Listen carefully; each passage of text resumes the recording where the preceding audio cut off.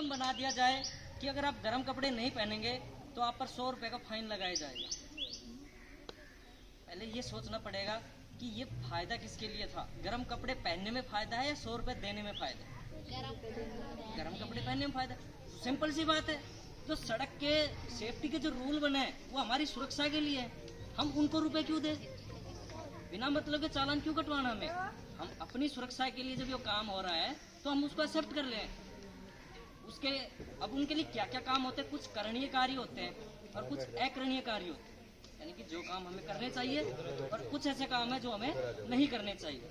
तो उनमें से कुछ रूल बनाए गए हैं कि उन नियमों का पालन करते हुए एक रूपता आ जाएगी कि मैं कहूँ मैं मेरे नियम से चलूंगा, सर कहें मैं मेरे नियम से चलूंगा, मुझे सामने जाना है, मुझे जाना उधर ही है लेकिन मैं गाड़ी को ऐसे लेके जाऊंगा। उस काम में एक रूपता लाने के लिए नियम बनाए जाते हैं, हर जगह यही होते हैं। गुब्बारा होता है, उसका भी एक नियम है, उसके अंदर निश्चित हवा भरी जाए और उसके बाद में वो अपनी सीमा से बाहर जाएगा तो वो भी फट जाता है।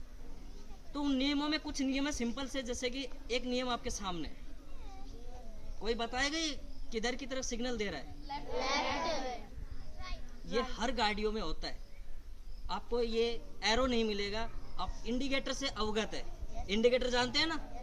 इंडिकेटर यही काम करता है, जब हमें लेफ्ट की तरफ मुड़ना होता है तो गाड़ी का लेफ्ट इंडिकेटर दे दिया जाता है, पीछे वाला जो गाड़ी आ रहा है वो भी उससे अवगत हो जाता है और वो लेफ्ट की तरफ ले लेता है। अगर इसमें एक क्रॉस खींच दिया जाए, इसमें एक क्रॉस लाइन खींच जाए, इसको कट कर दिया जाए और एक सड़क के ऊपर लगा दिया जाए, उसका क्या मतलब होगा? उसका हाँ यस बिल्कुल राइट, कि हमें लेफ्ट साइड में टर्न नहीं लेना है। हो सकता है उधर कोई कंस्ट्रक्शन का काम चल रहा होगा, रोड टूटी हो सकती है, कोई खाई हो सकती है, बरसात से रोड टूट गई हो, कोई भी कारण हो सकता है, वो हमारे हित में नहीं है, इसलिए हम उधर नहीं जाएंगे। सेम इसके अपोजिट राइट हो जाएगा, वही निर्देश इसमें, अगर इसमें भी क्रॉस होगा तो हमें उधर नहीं मुड़ना होगा। ऐसे कुछ कम्युनिटी को ध्यान में रखकर भी कुछ नियम बनाए जाते हैं, जैसे विद्यालय होता है, हॉस्पिटल होते हैं, तो कुछ सिग्नल दिया जाता है। जैसे कि इसमें पहला दिया गया पेट्रोल पंप का चित्र बना हुआ है, ताकि इससे हमें पता लग जाता है कि यहाँ पे एक पेट्रोल पंप है और हमें अगर पेट्रोल की आवश्यकता है हम पेट्रोल वहाँ पे ले सकते हैं। अगर एक बैनर लगा हुआ है उसमें 40 लिखा हुआ है, कहीं पे 60 लिखा होता है, उसका मतलब होता है कि हमें उस एरिया के अंदर गाड़ी की जो स्पीड लिमिट है 40 एंड 60 तक ही रखनी है। इसके अलावा कार के, बाइक के, इनके चित्र भी बने होते हैं और उनके आगे उनके डिजिट लिखे होते हैं। वो डिजिट क्या बताता है कि बाइक 40 की स्पीड पर चलेगी, कार होगी वो 60 की स्पीड पर चलेगी, और जो बड़े हैवी अर्थ मूविंग व्हीकल होते हैं उनकी स्पीड लिमिट अलग से होती है। तो सभी के अलग अलग होते हैं। जैसे हॉस्पिटल आएगा तो हॉस्पिटल का चित्र मिलेगा।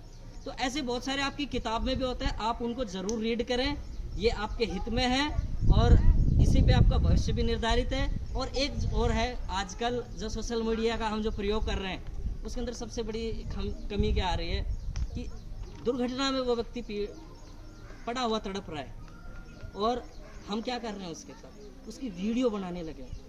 जितनी वीडियो उस टाइम, जितना टाइम हमने उस वीडियो बनाने में लगा दिया, अगर हम उसको सही समय पर हॉस्पिटल पहुंचा देते ना तो शायद मेरा भी एक साथी आज जिंदा होता।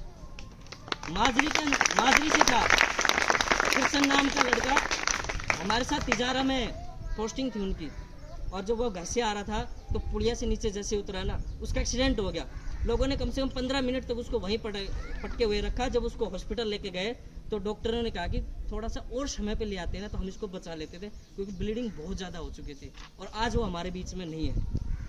एक अच्छा टैलेंटेड था वो, आरएस के इंटरव्यू तक दिए थे उस बंदे ने, इतना मोटिवेशन था उसके अंदर, सभी के लिए वो प्रेरणा था। तो ऐसा नहीं हो, वो तो हमारा निजी हो गया, लेकिन ऐसे ही वो किसी न किसी के, कोई किसी का निजी होता है। तो हर किसी की लाइफ कीमती होती है, तो आप सभी ध्यान रखेंगे। और एक बार आपकी जो बुक में होता है ना उनको जरूर पढ़ें। Thank you.